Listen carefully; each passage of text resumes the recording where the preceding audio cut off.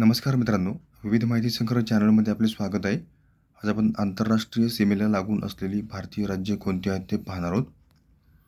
खालील राज्यांच्या सीमा भारताच्या शेजारील देशांना लागून आहेत. आसाम, मेघालय, त्रिपुरा, मिझोराम आणि पश्चिम बंगाल या राज्यांच्या सीमा बांगलादेशला लागून आहेत.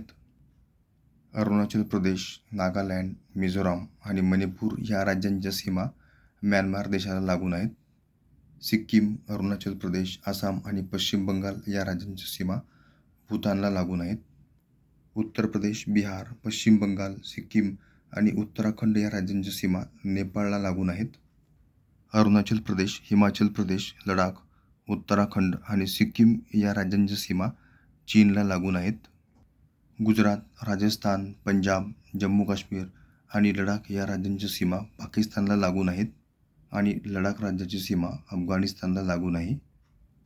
बांगलादेशच्या सीमेची एकूण लांबी 4096 किलोमीटर, चीनची लांबी 3488 किलोमीटर, पाकिस्तानच्या सीमेची लांबी 3323 किलोमीटर, नेपाळ सीमेची लांबी 1751 kilometre, Myanmar 1643 kilometre, Bhutan 699 kilometre आणि अफगाणिस्तान सीमेची लांबी 106 किलोमीटर.